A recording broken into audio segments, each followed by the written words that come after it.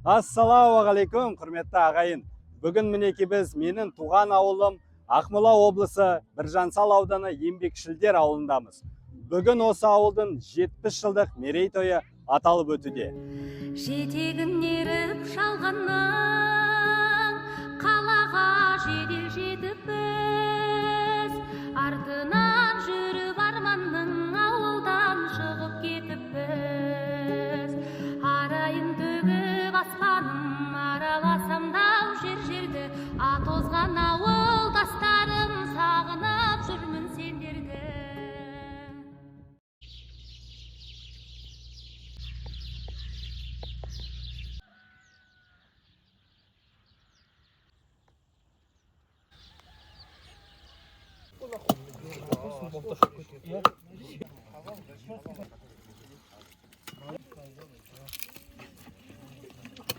Ұрпақтарым көрсін деп. Не надо.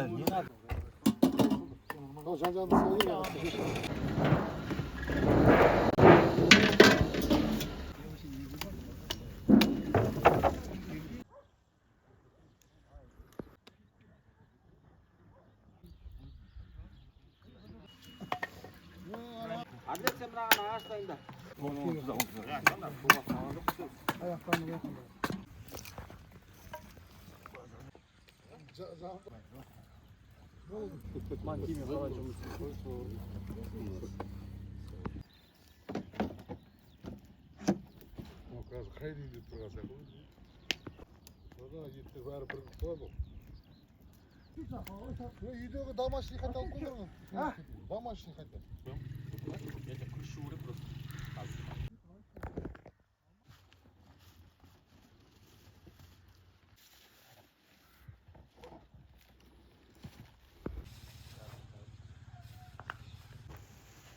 Давай, куп, да, вот так.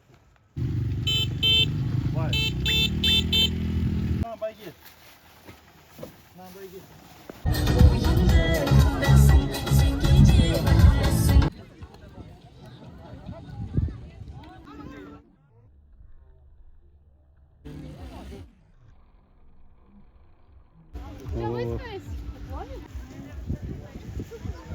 Привет, батя.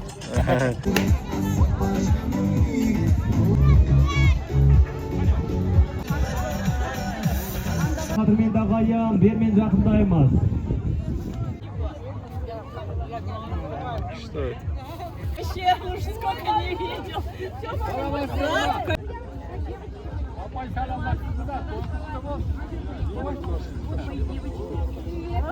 Бүгінгі мерейтой бұл тек ауылдың туған күні емес, бұл еңбек адамдарының, ата-бабаларымыздың берекелі бірліктің мерекесі ардақты ағайын. Олай болса, той құтты болсын. Краснощековы, Курмансиитовы, Байталаковы.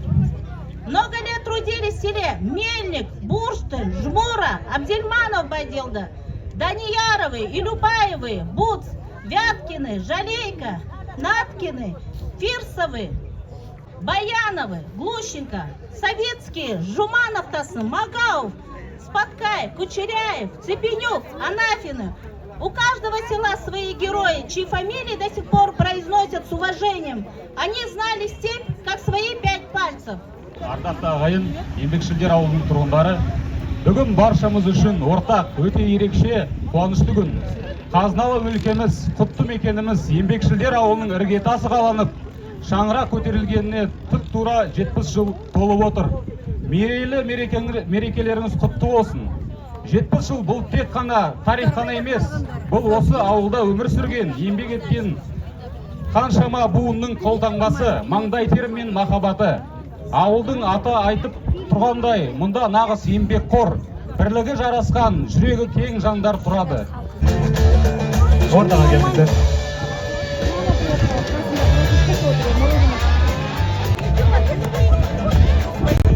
Озат сауыншы болған Күстекова қымбат Зәкем қызы марапатталады.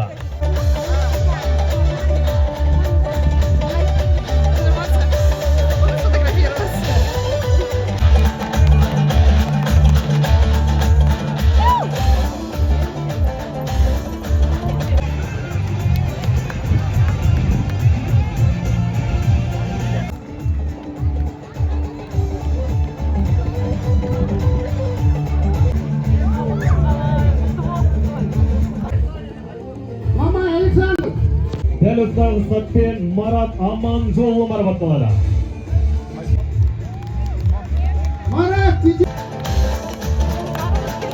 Келгендеріңізге бәріңізге көптен көп рахмат. Карабасов Алтынбек 2 ай бұрын уже тойға дайындалып жүріп, түні бойы ұйықтамай ауылды тойды қалай өткіземіз деп, соған мың рахмет деп айтамыз.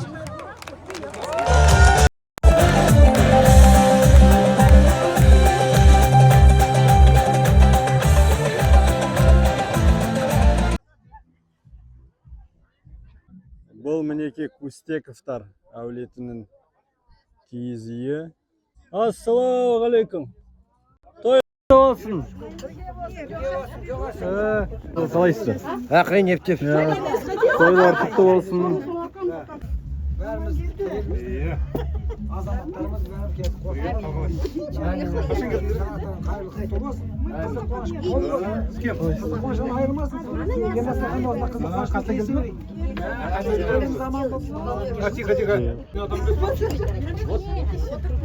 Бүгін мейрамдарымыз құтты болсын. Ауылымызға 70 жыл болып отыр. Ол бәрі жақсы өтетін болсын. Жұмыстарымыз өте дәмді екен, рахмет. Наташа, рецепт, пожалуйста. Какой рукой доишь, чтобы такой? Всем саламатсыз, біз сегодня Инбекшилер ауылда 70-летие отмечаем. Той құтты болсын. Всем хорошего настроения. Ждем нашу юрту. Мы с Инбекшилер. Ауылда только вы, да? Да, только мы ауылда производим. Шақан.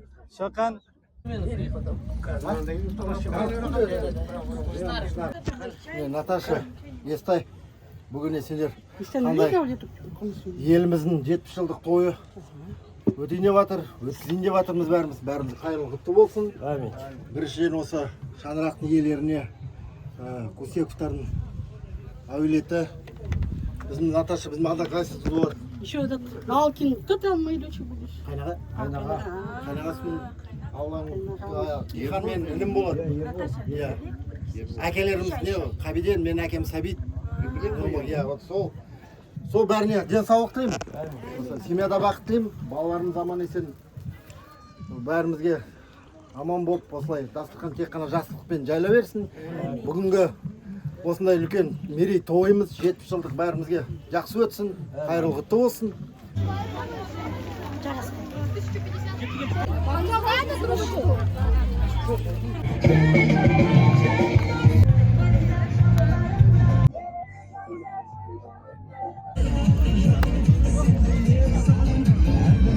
Криштаптым көрі.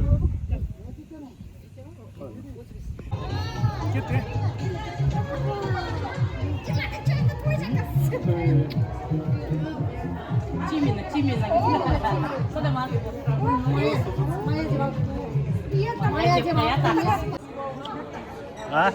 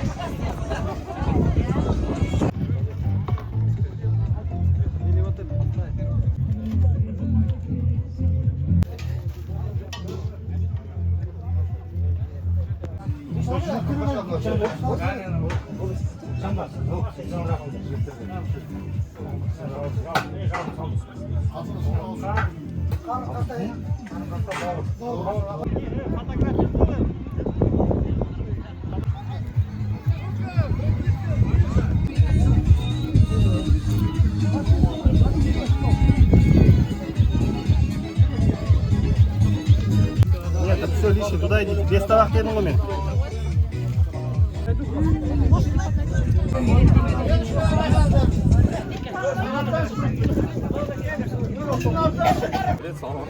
Алейкум салам.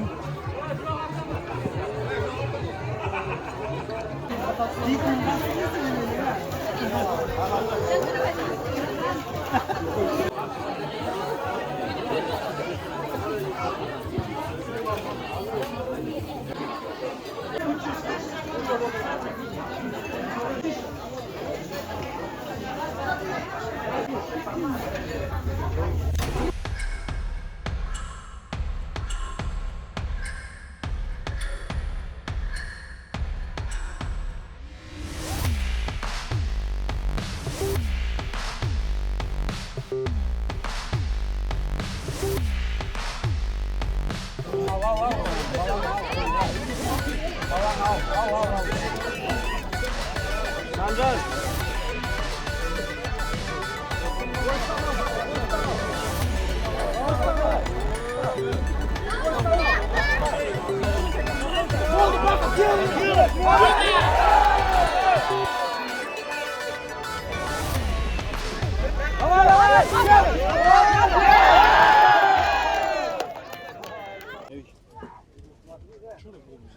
Так, еңбекшілер ауылының кәсіпкерлер атынан бізде Алла на русском, да? Да. Да. ИП? Нур. ИП Нур. Как вообще проходит сегодняшний день? Вообще прекрасно, шикарно. Мы с 7 утра уже здесь, холодилки, морозилки, все заполнили. Да. Вы только торговлей, да? Да, у нас только Сейчас. торговля. В принципе, вообще сейчас Ембек, как он? Чем живет, как дышит? Ембек, как карьер работает, школа работает, очень много подрядчиков здесь. Ну, как бы продажи вообще идут отлично. Покупательская способность Да, хорошая. шикарно. Ага. Мы не успеваем работать, мы не успеваем товар заводить, неделю 2-3 раза завозим. У нас все тренды, всегда мы в тренде. Получается, наш магазин идет на первом месте. Ага. А что-то вот такое нетипичное для села есть, вот, что люди заказывают или просят, чтобы было? Блин, если была бы здесь еще кухня, может, что-нибудь такое, а так, получается, мы и суши заказываем, и пиццу привозим. Получается, наши люди не видят нехватки ни в чем. Они всегда во всем, получается, удовлетворены. Угу. Получается, запросы хорошие, да, Да. у людей? Просто надо успевать их удовлетворять, Успевать, да, просто у нас 24/7, мы не успеваем. Как бы хотим большего, но мы не успеваем. В принципе, люди, значит, живут не хуже, чем в городе, да? Еще очень даже хорошо живут. Ага. Можешь там, допустим, пару плюсов и пару минусов Ембека? Минусов, потому что нет развития у детей, нет никаких кружков, как бы детям нечем заняться. Ага. В этом большой минус, наверное. А плюс то, что ты сама себе хозяйка, у тебя много времени, как в городе нету ажиотажа, пробок нету. В этом плане хорошо как бы. А вот Ембеку еще чего не хватает? У нас не хватает. Ну, если было бы что-нибудь для детей, вот какие-нибудь кружки открыли бы, потом площадку все равно сделали бы, ну, прям усиленная, там чисто вот детская, а у нас не такая сильно площадка, как в городе. В этом плане большой минус получается у нас. Все, понял. Что пожелаешь Ембеку в будущем жильцам на Да, я 70-летие? пожелаю всем процветания, благополучия, самое главное, крепкого здоровья всем. Я очень рада, что так много людей приехало со всех поселков. Вообще сегодня классный день, шикарный. Ну, мы вот любим такое, когда движ, все идет. Алейкум, жерлестер! Ауылымыздың 70 жас мерейтойы құтты болсын! Бүгін міне ауылымыз 70 жасқа толып жатыр.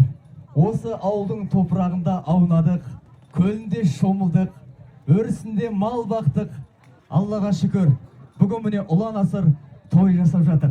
Олай болса, осы тойды өткізуге ат салысып, мұрындық болып жатқан ел ағаларына, жастарға Алла разы болсын деймін. Рахмет сізге, той құтты болсын.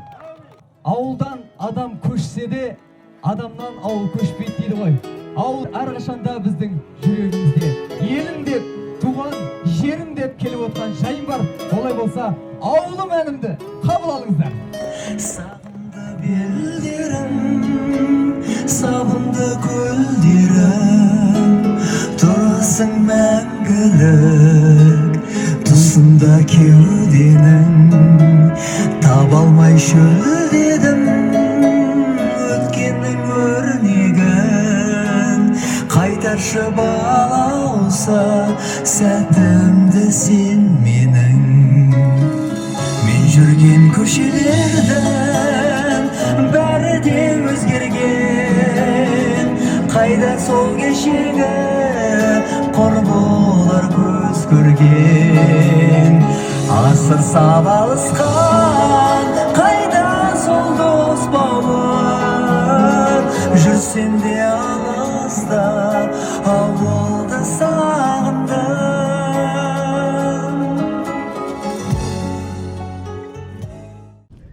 Так, бұл бізде 85-86 жылдардың киіз үйі дейді. Ассаламу алейкум. Той құтты болсын. араларында сөйлейтін біреу бар ма видеоға? Міне класстастар, мынандай той болып жатыр. Еңбекшілер ауылына 70 жыл. Соған кеп міне тойлап жатырмыз. Соған рахмет енді осылай кімдер спонсорлар дегендей. Сол өте қуаныштымыз. Негізі былай класстан айтып жатырмын енді сөзді маған беріп. Сол бәріне денсаулық, сол табыстық барымыз аман болайық. Әке-шешелеріміз аман болсын. Сол балапандарымыз өсіп, үлкен азамат болсын. Сол үшін жеп, ішіп қоя беріңдер деген. Жалпы бүгінгі күн, бүгінгі той қалай өтіп жатыр? Жалпы керемет, бәрі тамаша, ойдағыдай болып отыр. Керемет, рахмет. Вообще, я на Күшті сөйледің ғой, қойшы? Так, ары қарай. Бұл кімнің киізі екен? Ассалаумалейкум. Бұл кімнің киізі? Араларыңызда сөйлейтін видеоға кім бар? Ассалаумалейкум ағайын туыстар, мынау еңбекшілердің 70 жылдағы тойы құтты болсын, аман саулық болсын. Осылай міне одноклассниктармен қосылып, мынау ел болып, жығымды болып, бәрі қосылып жатыр, құтты болсын. Әрқашанда осылай той әр ауылда бола берсін, аман саулықпен, осы қызық қуанышпен тойлай берейік. Бірақ мен сізді танымайды екенмін. Кім боласыз? Танымайды екенмін сізді. Утебаев Мейрамбек Сайрамбекұлы Кашардан. Қай жыл? Местныймын. Қай жыл? 80 жылғымын. Керемет. Родной Мұнда край. кәдімдей барлық условия бар екен. Кондиционер. Мынаған рахмет. Мына одноклассникім. Болды ма? Тиктокқа жібересің ба? Айтасы? Жоқ, айтам. Давай, айтасың. Нет, я не помню, 5-й год выпуска. Дамира, давай. Да. Сіз Алибекова, да? Да, бывшая Алибекова, нынешняя Шоқан. Да, мы вам Шоқан мясо Дамира. отправляем. Да? Вы тетя, она же сын, да, все. Вы в ТикТок будете отправлять? Ютуб на в Ютуб? Хочу пожелать. Да, это наша юрта от 82-го года. Наши воспоминания связаны с Имбеком. Это наше детство, копченое мясо, тетя Нара, Аселька. Это в Имбек приезжаешь не сколько за чем-либо, да, а за своими приятными воспоминаниями. Поэтому хотелось бы, чтобы мы из года в год на 75 лет, 80-85 лет, пусть біздің еліміз көркесін, жасасын, қазағымыздың тойы бітпесін. Скажите, пожалуйста, вот еңбек бұрынғы сіз оқыған кезде және еңбек қазіргі кезде айырмашылық бар ма, қандай бағытта өзгерді? Единственное, мен және де әкімнің орынбасарына айттым, өтініш арқылы жазам, еңбек елі ең көп салық төлейтін осы ауданда, бірақ жол деген не деген ол? Соғыс болмаған болса да жол деген ол ужас қой мынау. Өзіміздің елімізге келгізіміз келсе де осы жол үшін келе алмаймыз. Содан кейін әкімшілік нормально жол істеп беріңізші. Чем осындай тойға жинаған жоқ, бәріміз 10 000 теңгеден жинасақ та жарайды. Әкімшілікте біздің жаңа Қазақстанда ақша жетпей жатса, көмектесейік сіздерге. Жолды істеп беріңдерші адамша.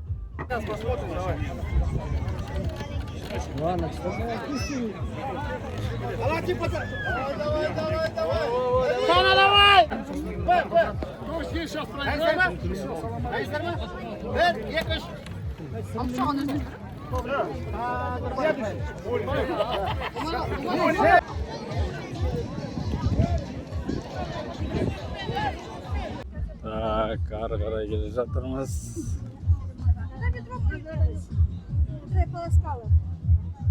Саламатсыздар ма? Бұл Бабаковтардікі, иә? Уағалейкум ассалам.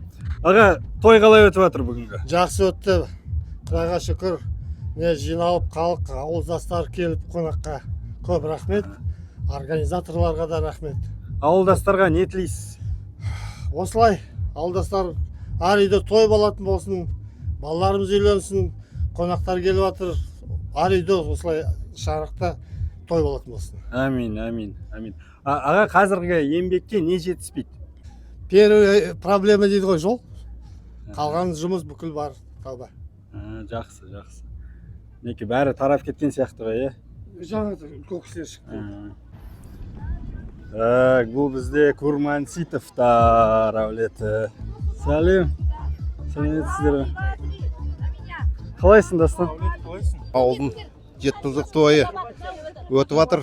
Міне Курманситов әулеттері үй құрып, юрта құрып, қонақтарды қарсы алып жатыр. Той өте жақсы болып жатыр. Көп жерлестер келіп, көрісіп, бәрімен танысып, ойнатып, күліп жүріп жатырмыз. Бәріне тілейтім осы той бәрімізге аман есен өтіп, жақсы болып, бәріңге сәттілік, ақ жол тілеймін. Бұл жерде бір атап кету керек, я. Қазір Курманситовтардан ауылда ешкім қалмады, я? Жоқ, только жиын бар. Я, сонда да міне барлығы жиналып, киіз үй құрып, барлығы да кеп отыр, мінекей жан жақтан. Иә, бұл бәрі балалар, күйеу балалар, келіндер, немерелердің арқасында солар бәрі юртта құрып осы өздерінің жақсылығын көрсетіп жатыр. Жарайсыңдар, жарайсың. Я міне біз осы еңбекшілер ауданында 50 жылдан артық тұрдық. Міне мына жерде папкам мен мамкам екеуі, папкам чаман болды, мамкам помчаман болды. Біз өзіміз бухгалтерияда істедік. Солай осы жерде бәріміз осы жерде мінекей тамырларымызды жайып жан жаққа осылай ұрпақтарымыз өсіп жатыр артымыздан. Бәрі аман болсын, денсаулық болсын бәріне. Шын жүректен бәрін құттықтаймын осы біз 70 жыл еңбекшілеріне болғанына. Бәріне көп рахмет келгендеріне, бүкіл балаларға, өзіміздің балаларымыздың балаларына, немерелеріміз, шөберелеріміз, жиендеріміз бәріне көп рахмет. Осындай күйеу балаларға, келіндерге бәріне көп рахмет. Осылай бәрін 70 жылдықты нетіп, тойлап, қуаныштымыз бәріміз. Жетмәрзе, сіз көшкеніңізге қанша болды? Мен көшкеніме уже 11 жылға кетті. Қалай сағынып тұрасыз? Сағынам, конечно, бірінші жылдары очень жыладым. Ал только келем еңбекке, сразу жылайым, үйімді көрем, сарайымды көрем, оны барып проверять етіп келем еще. Солай болды бірінші жыл. Өтірік неменесі керек оны? Жылайтым, өтірік. Үйдің алдынан өтіп бара жылайтым.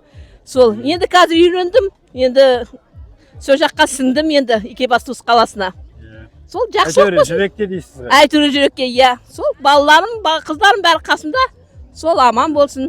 Бәрі жақсылық болсын деймін. Рахмет. Құрметті еңбекшілердің ауданының 70 жылдағы тойы болып отыр. Сол тойға қатысып отырмыз бәріміз. Мынау Курманситов әулеті, міне, мынау папкамыз, мамкамыздың ұрпақтарымыз. Сол рахмет бәріне, міне 70 жыл тойлап отқанына, акиматқа рахмет. Мынау жігіттерге, еңбекшілдерге, которые осының бәрін анастырған, солар жігіттер. 2 жылқы сойып, міне қанша нелерді шақыртып, қонақтарды. Мен өзім уже 30 жыл тұрамын Екібастұзда, Павлодарский облыста. Міне наны естіп, сразу ұрмыстастық. Балаларымыз, немерелеріміз юртаны қойып, біз қонақ болып келіп отырмыз мұнда. Бәріне де көптен көп рахмет.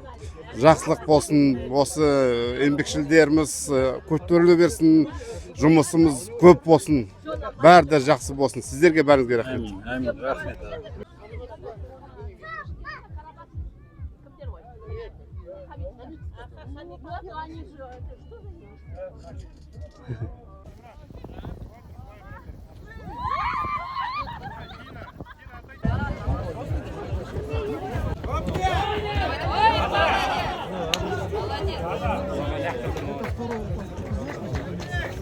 Бұл бізде саламатсыздар ма? Бұл кімнің киізі?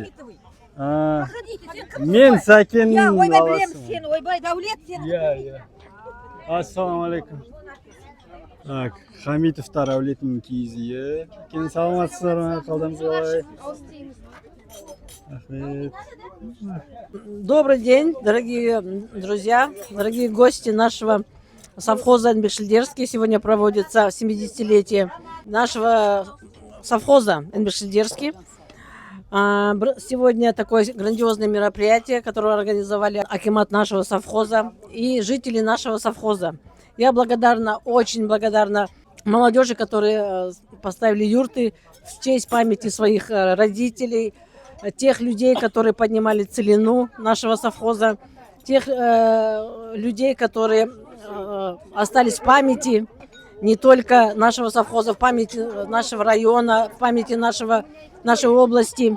Очень много жили здесь, очень много жили таких людей, которые большую лепту ввели в развитие нашего совхоза. Во времена Советского Союза было животноводство, была целина.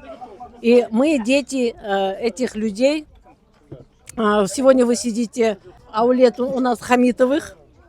Наш отец был передовиком животноводства. Он был первым человеком среди нашего животноводческого совхоза. Был депутатом сельского местного округа. Хамитов, член, он Хамитов Зейнула. Вот мы его дети, внуки, правнуки, его потомки. Вот сегодня встречаем гостей, поставили юрту и хотели бы, чтобы наш отец, работа нашего отца, память нашего отца и мамы никогда не забывалась. Так, келесі бізде. Ассалаумағалейкум. Так, бұл қай әулеттің киіз үйі? Саламатсыздар ма? Араларыңызда видеоға сөйлейтін кім бар? Үлкен кісілерден. Я, Сәкен баласымын. Так, кім сөйлейді? Аға, той қалай өтіп жатыр? Ауылдастарға тілектеріңіз? Ал енді бүгінгі міне еңбекшілердің 70 жылдық мерейтойы өте жақсы өтіп жатыр. Не десеңіздер, мынау ұйымдастырушылар, жас жігіттердің еңбегі бүгін көрініп тұр, қалай істеп, қалай жасаған екен. Алла тағала еңбек ауылымызға жақсылық, амандық берсін. Еліміз көркейе берсін. Жас балаларымыз өсе берсін, жете берсін. Талай биіктерге жетсін. Ертең 80 жылдықта, 90 жылдықта да бәріміз аман есен болып басымыз қосылуға жатсын. Амин. Аға, қазіргі еңбекке не жетіспейді? Қазір еңбекте енді айтқанда бәрі бар, бірақ жол. Мынау Степнякпен екі арта бар ғой. Жолымыз жүргізбейді. Мынау үлкендерден, мемлекеттен, басшылардан сұрайтынымыз, бізге бір жәрдем жасап, жолымызды жөндеп берсе деген неміз бар. Қалғаны Аллаға шүкір бәрі бар. Тәуба. Рахмет. Астарыңыз дәмді болсын.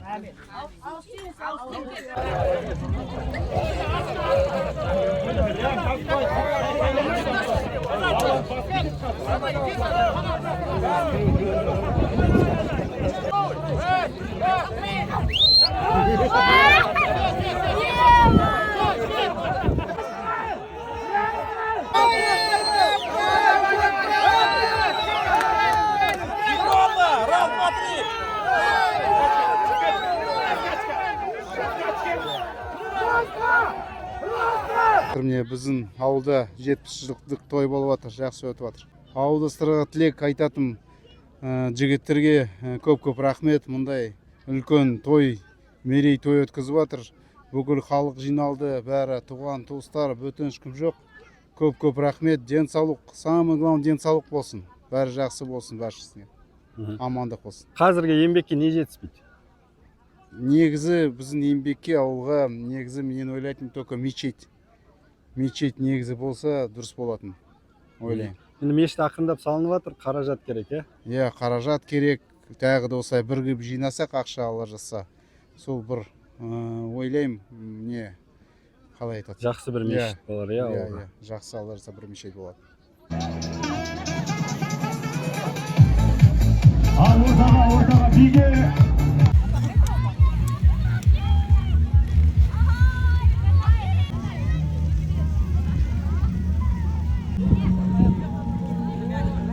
Шоқан! Менің аты жөнім Нұржасарова Айна Гүлмирамбековна, еңбекшілдер жалпы орта білім беретін мектебінің директорымын. Қазір мектепте қанша оқушы бар? 115 оқушымыз бар. Толық 11 класс па? 2 параллель, қазақша, орысша, 11 сынып толық. Балабақша? Балабақшада қазіргі таңда 40 баламыз бар, 2 группа, 2 топта. Қазақша, орысша? Жоқ, таза қазақша. Мектеп жалпы қалай қазір? Жылдан жылға бала азайып бара ма, көбейіп бара ма? Жылдан жылға енді баламыздың саны азайып бара жатыр. Жалпы 140 болған, қазір 115. Енді 100-ден жоғары жыл сайын сондай балалардың саны. бірақ та балабақшада балаларымыз бар, ауылда балалар бар кішкентай. Сондықтан әлі де мектебімізде 100-ден астам бала болады деп есептеп отырмыз. Биылғы жылдың түлектері қанша болды? Биылғы түлектер 4 түлегіміз болды. Оның ішінде біреуі үздік аттестатқа бітірді. Амангелді Нұрлан дейтін бізде үздік аттестат алды. 9 сыныпта 2 оқушымыз үздік аттестат, Амантай Ерлік және Мамай Вадим. Алтын белгі бізде былтыр 2 жыл бұрын болған 2 түлегіміз. Мысалы басқа жерлерден көшіп келетін болса, демекте бос үйлер бар ма? Бос үйлер өте көп бар. Ақтас ауылында, еңбекшілдер ауылында егер сондай көшіп келетін адамдар болса, әрине үйлеріміз бар. Бүгінгі той қалай өтеді? Бүгінгі той керемет өтіп жатыр. Барлығын осы 70 жылдық мерейтоймен құттықтаймын өзіміздің жерлестерімізді. Жақсы керемет той ұйымдастырушыларға көптен көп рахмет. Айнагүл Мейрамбекқызы, сізге мынандай бір сұрағым бар еді. Бізде еңбектен шығармашылықта бір мәртебеге жеткен адамдар өте аз, былай қарасам. Тілеукенов Ербол бар, Баймановтардан айтатындар бар. Неге сондай? Неге бізден ақындар аз? Бізде көбінесе барлығы әскери қызметке көп барады. Балалар жақсы көреді, сондай мамандықтарды көбінесе физиканы таңдайды, биологияны, шығармашылық, сондай балалар өте аз. Біз бітірген жылдарда да сондай болған жоқ, тек қана мынау Тілеукенов Ербол және Баймановтар ғана осындай шығармашылыққа жақын. Қалған балалар көбінесе сондай әскери бір көбінесе таңдайды. Қазір негізі мысалы сол шығармашылықты дамытатын мектепте үйірмелер бір нәрсе бар ма? Бізде үйірмелер көбінесе пәндерге ғана беріледі және спорттық үйірмелер. Былай шығармашылық бізде жоқ, иә. Жақсы. Енді ауылдастарға бір тілектеріңіз болса? Құрметті ауылдастар, мынау бүгінгі жақсы керемет мерейтоймен сіздерді шын жүректен құттықтаймын. Сіздерге зор денсаулық, ашық аспан, осылай еліміз көркейе берсін, біздің мектебімізден жақсы түлектер ұша берсін, осындай беделді азаматтарымыз көп болсын, еліміз аман болсын. Әмин. Бәрі.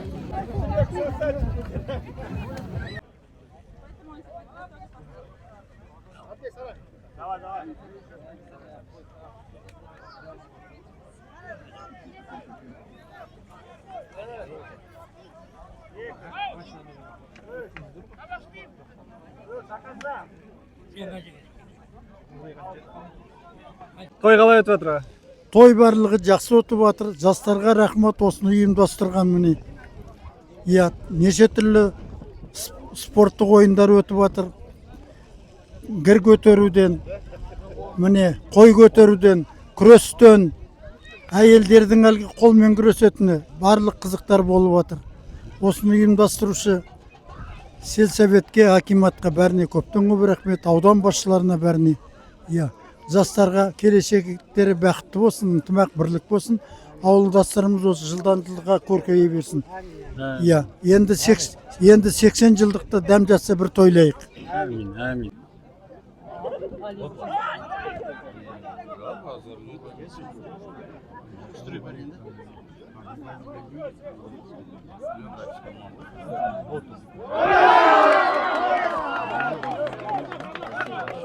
Бәрі жақсы өтіп жатыр.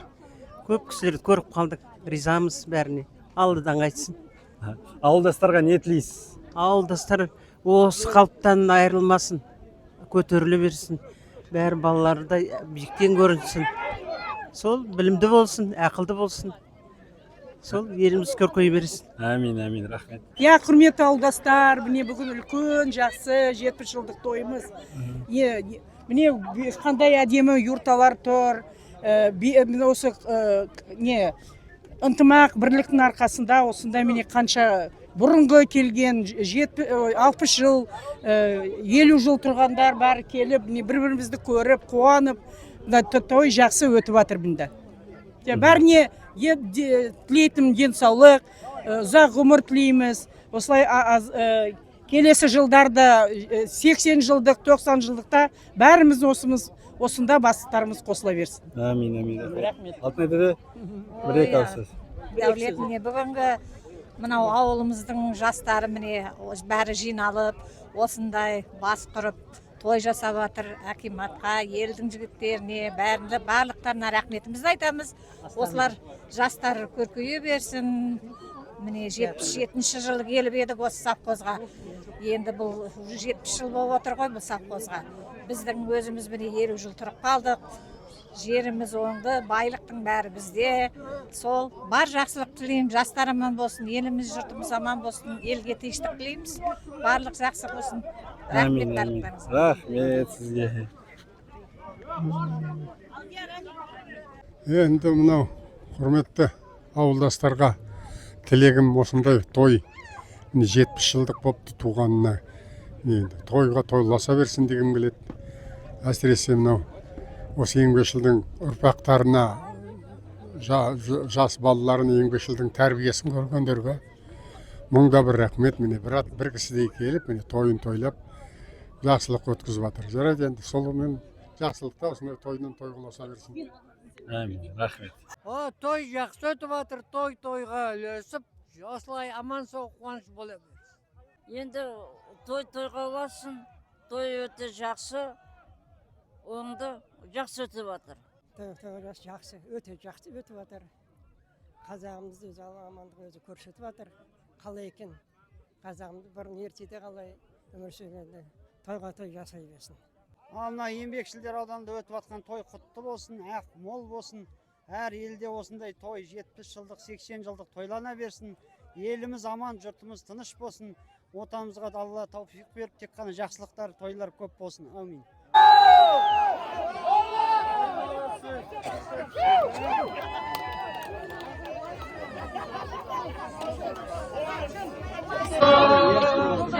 Алға келдау кезіңе жайнай тоғыз, бұлдай бақшада қапсайрай тоғыз. Өнердің қиясынан шыққан сайын, болатай тастан табан таймай тоғыз.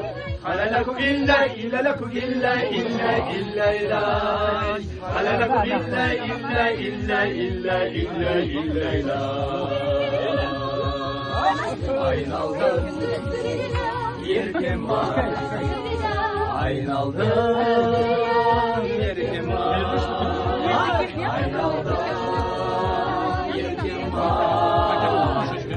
Şülüm şilde yetse bey, jelmayaday kırınday aspanda kalsam gayrolum. Dizeyin öleğimde merüvette, izinin jırtçılıktan kalmay toğum. Halalaku illa illalaku illa illa illa ilay. Halalaku illa illa illa illa illa illa ilay.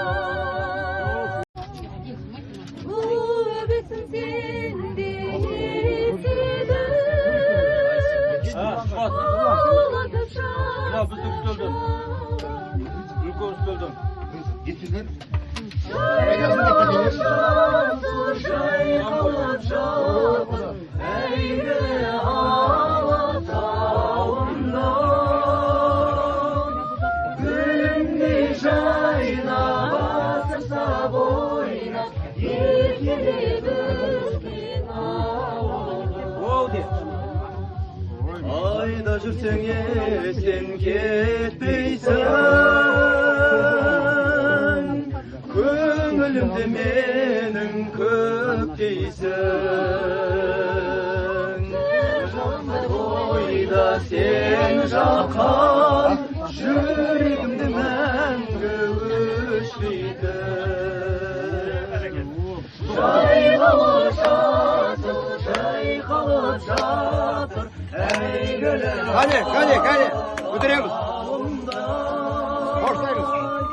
Өлімге жайнап атса ойнап,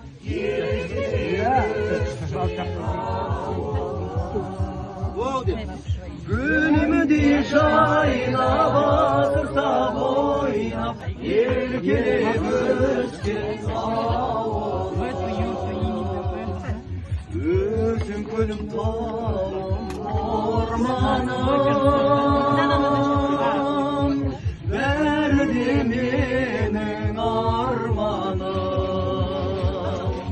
Айналайын туған ауылым, осы әнімді саған арнадым.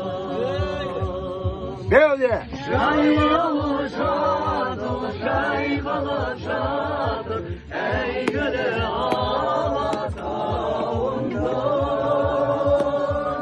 Көремде жайнап асықса ойнап, еркелеп өскен ауылым. Көремде жайнап асықса ойнап, еркелеп өскен ауылым.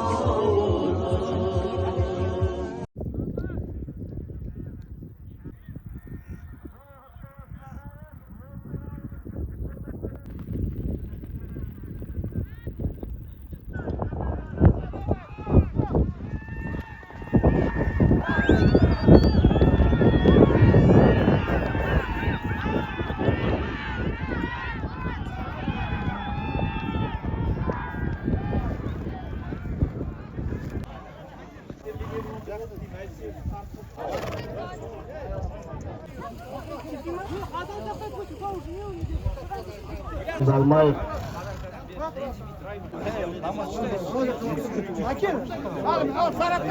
Ассалаумағалейкум, еңбекшілер ауылының тұрғындары мен қонақтары. Бүгінгі Сүдеп ауылымыздың 70 жылдық мерейтойына қош келдіңіздер. Елімізге амандық, жұртымызға тыныштық тілеймін. Сол осындай қызық қуаныш әр ауылда, әр елде бола берсін. Сол тек қана осындай қызық қуанышта, ойын сауықта кездесіп жүре берейік. Баршаңызға, отбасыларыңызға амандық, дендене саулық. Жақсылық тілеймін, денсаулықтары мықты болсын, әулеттері мықты болсын.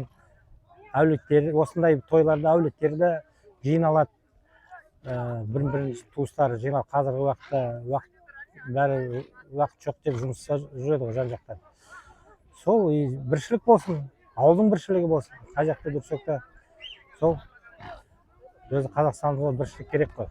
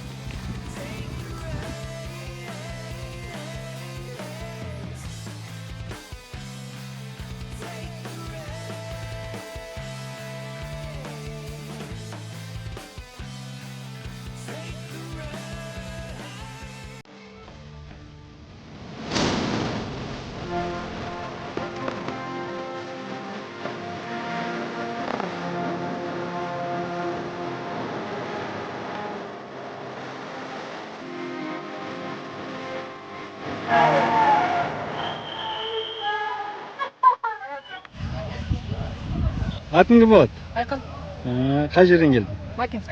Бәйге бойы аттың басын ұстап келдің бе? Я ұстадым. Сосын нешінші кругта басаттың? Мен 11. Қалай? Сезім қалай? Негізі атына сенімді болдың ба сен? Молодец.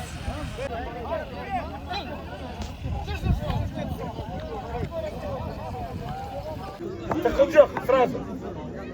5 тықыл ұрат. Тықыл жоқ. Вот! Эй! Эй! Чувствуешь так? Ендігі шампионда. Шелік бар.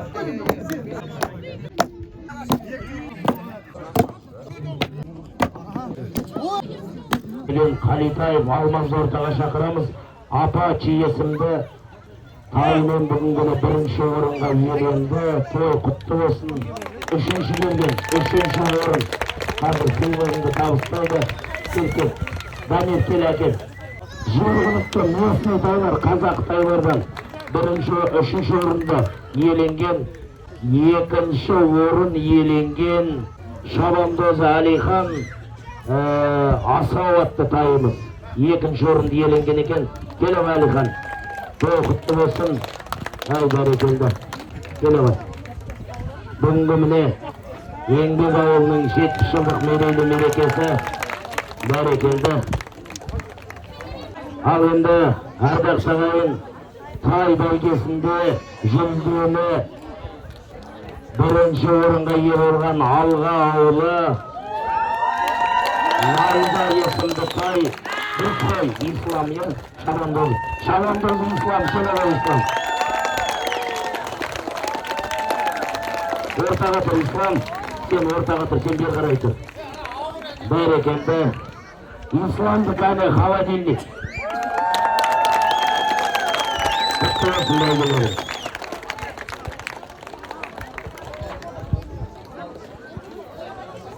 Бәрекелді. Ал, Ислам, тоңалып қышын құтты болсын. Бәрекелді. Ең басты жөніңіз, құрметті қонақтар, бүгінгі күні осы бәйгеде бір ат өлді деп естіген жоқпыз, бір шабандоз құлады деп естіген жоқпыз. Ең бірінші жеңіс сол. Сондықтан той құтты болсын. Бәрекелді, еңбегің құтты болсын. Бүгінгі үшінші орын иегерлері жүлде құтты болсын.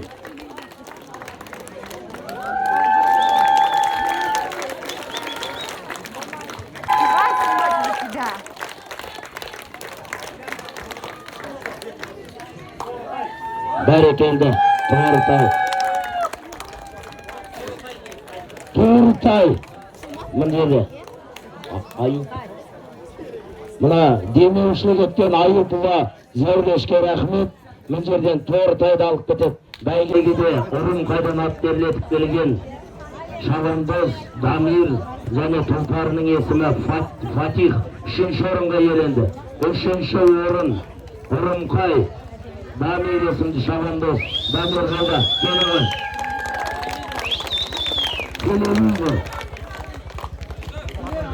Телевизор. Дамир келі. Ұрымқайдан келген. Дамир міне Фатих деген сайғылықты тізгіндеп үшінші орынға ие болды. Келі. Кел. Бәйге құтты болсын. Міне телевизор сіздердікі жақындаңдар. Ардақ сағайын топ бәйге жергілікті аттардың ішінде екінші орынға ие болған шабандозымыз Нияз дұрыста.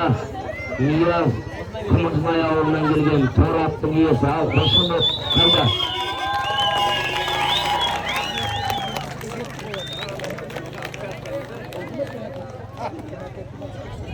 Бәрекелді. Бұнда енді бұл бәйгеге міне Дамир бауырымыз демеушілік етті. Бір қаратайын тіккен екен. Бәрекелді. Бұнда еленген сұңқар атты сайгүлік мана керемет бір құлагерді көзімізге елестетіп өткендей керемет шабыс көрсетті.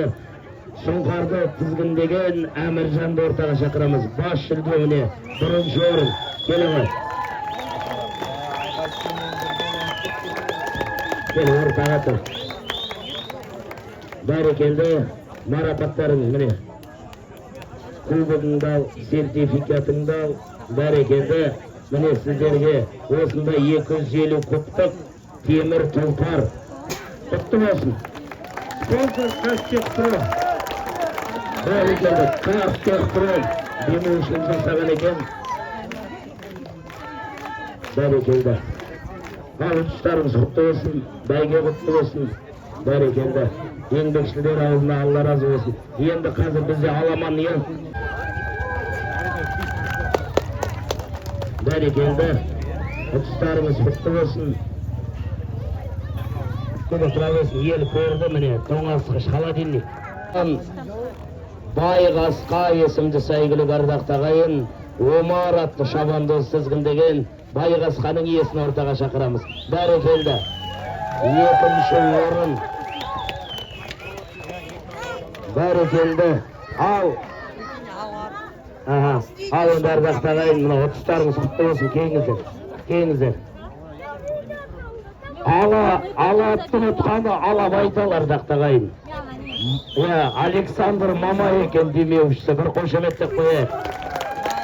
Ұтыстарыңыз құтты болсын. Ал енді ардақты ағайын, міне керемет өнерін көрсеткен Кенжегері атты сәйгүліктің жаңа шабысын көрдік. Олай болса, осы аламанда бас жүлдені иеленген Кенжегері шабандозы Айқын марапатталады ардақты ағайын. Қошемет, Қызылту ауылы ардақты ағайын. Қызылтудан келді аттөрледі. Ал бәрекелді, ұтыс құтты болсын. Жігіттер, келіңіздер. Міне, сіздерге де осындай керемет темір тұлпар демеушісің.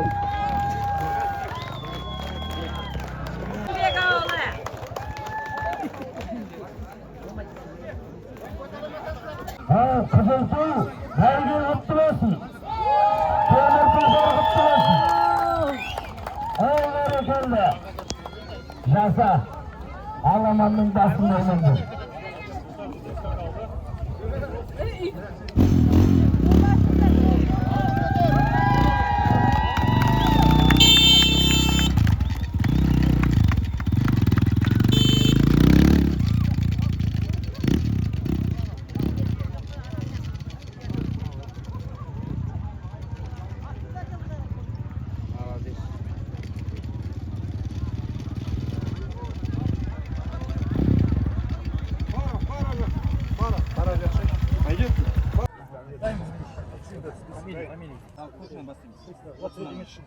Вот у меня. Я знаю. Все, братан, бастал.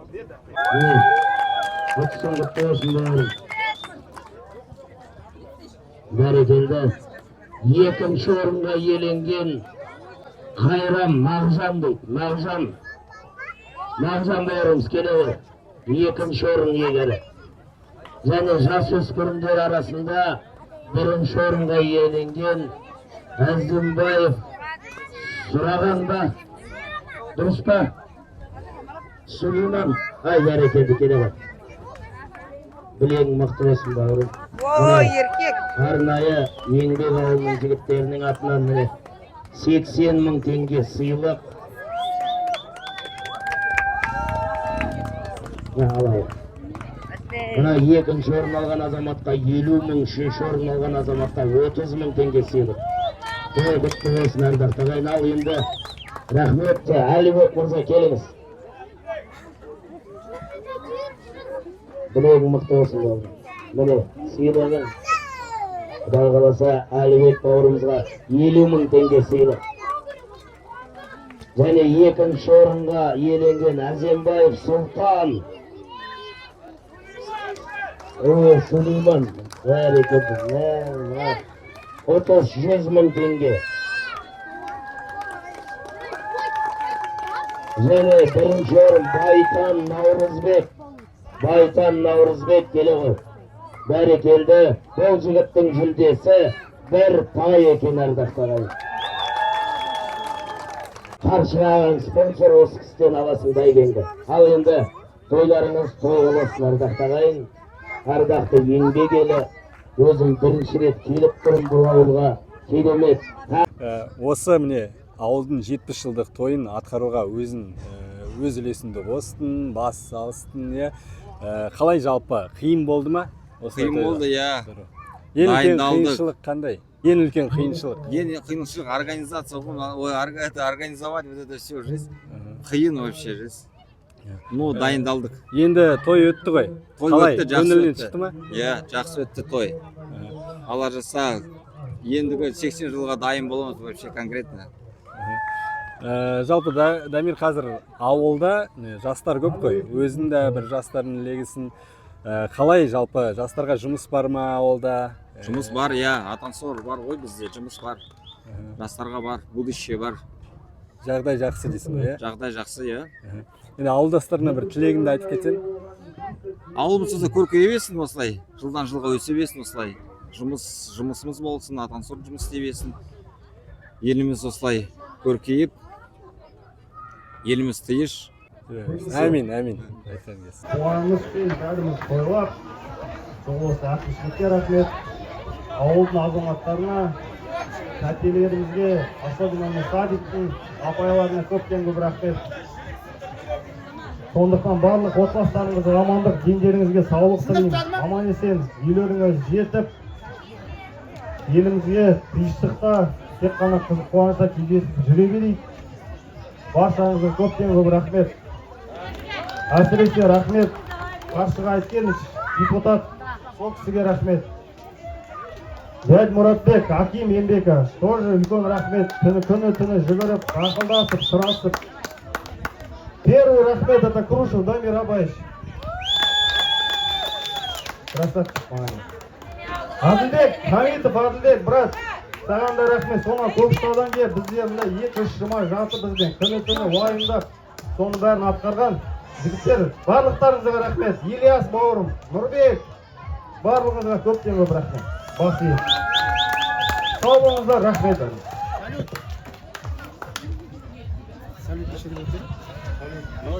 Ал енді өзің Алтынбек осы тойды ұйымдастыруға көш бастап, жастардың легін қосып, басын біріктіріп, өзің болдың, инициатор өзің болдың. Жалпы қалай, қиын болды ма, оңай болды ма? Бас кезінде өте жеңіл болып ойланды. 3 ай бұрын бәріміз наурыздың басына дайындалдық. Сөзбен бәрі оңай болды, ақша жинаймыз, ана істейміз, подарка аламыз болды деп. Уақыт жақындаған сайын қазақтың айтары бар ғой, тойдың болатынан болары қызық дегендей өте қиналдық енді, конечно. Ол бір кісінің қолынан келмейді, бүкіл еңбекшілдер ауылының жастарына, үлкендеріне, тәтелерімізге, апаларымызға көптен көп рахмет, алғысымды білдіремін. Әр шаңырақтарына, отбасыларына амандық тілеймін. Осындай қол ұштарын тигізіп, осындай үлкен той жасағанымызға Аллаға шүкір деп ойлаймын. Барлық келген қонақтарға, алыстан жақыннан барлықтарына рахмет, аман есен үйлеріне оралып жетуге жасына. Мінекей күн батып, ұлан ғасыр тойымыздың аяғы да кеп қалды. Ұйымдастырушы жігіттерге, әкімшілікке үлкен алғысымды білдірем. Ұзақ болса да, мен болған осындай тойлардың ішінде ең кереметі болды. Жігіттердің 2-3 ай жасаған еңбектері, тірліктері босқа кеткен жоқ деп ойлаймын. Өзімнің көңілімнен шықты. Бүгін 32-33 градустай ыстық болды. Күні бойы ыстықта жүріп, әбден мазамыз кетті. Бірақ ол ұйымдастырушы жігіттердің күні-түні ұйықтамай, осы тойды атқарамыз деп дайындалғанына әрине жетпейді. Енді уф деп олар да демалатын шығар. Неке осындай тойды бір ауыл емес, көрші ауылдарда кеп тұр. Осындай үлкен тойды атқару оңай емес. Жігіттерге алғысым шексіз. Сіздерге де ұнаса, осы видеоға лайк басып, комментарийіңізді қалдырып, және бұл видеомен бөлісіп жіберіңіздер.